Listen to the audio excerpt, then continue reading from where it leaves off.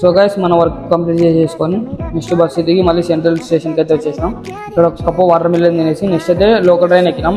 ఈ ట్రైన్ వచ్చేసి just 5 rupees మనకి ఛార్జ్ చేస్తారు టికెట్. మనం ఎక్కడైనా దిగొచ్చు, Chennai park, beach and Chepauk stadium అన్నీ దిగొచ్చు. జస్ట్ మనకి 5 రూపీసే ఛార్జ్ చేస్తారు, చాలా బెటర్ కదా. ఇంకా మనం చేపక్ స్టేడియంకి అయితే వచ్చేసినాం.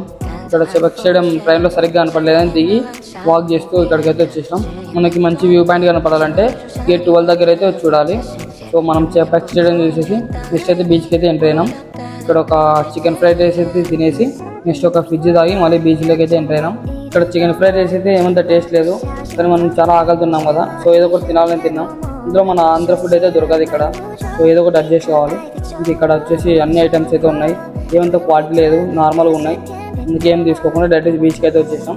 ఇక్కడ ఒక తాంబేలు అయితే చనిపోయింది, దీనికి లెగ్ దగ్గర ఏదో ఫ్రాక్చర్ అయ్యి ఇక్కడే పడిపోయింది. సో ఇంకా బీచ్లో అయితే సరదాగా కొంచెం ఎంజాయ్ చేసేసి నెక్స్ట్ అయితే మనం బయటకు వచ్చేసాం. ఇక్కడ చూస్తున్నారు కదా, ఇక్కడ బీచ్ బయట అయితే ఇది ఒక శ్మశానం అంట, నేమైతే నాకేం తెలియదు. ఇది వచ్చేసి ఇంకోటి పక్కనే పార్క్ అయితే ఉంటుంది. ఈ వీడియోలో అయితే మీకు నేను చూపించలేను, ఎందుకంటే మనకి నెక్స్ట్ వేరే ఊరికి వెళ్ళడానికి అయితే ట్రైన్ మిస్ అవుతుంది.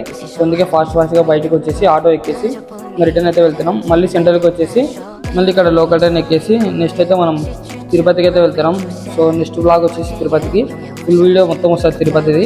ఆ లోపు మన ఛానల్కి అయితే సబ్స్క్రైబ్ చేయండి, మంచి కంటెంట్ అయితే మేము ఉందంట. Okay guys, bye.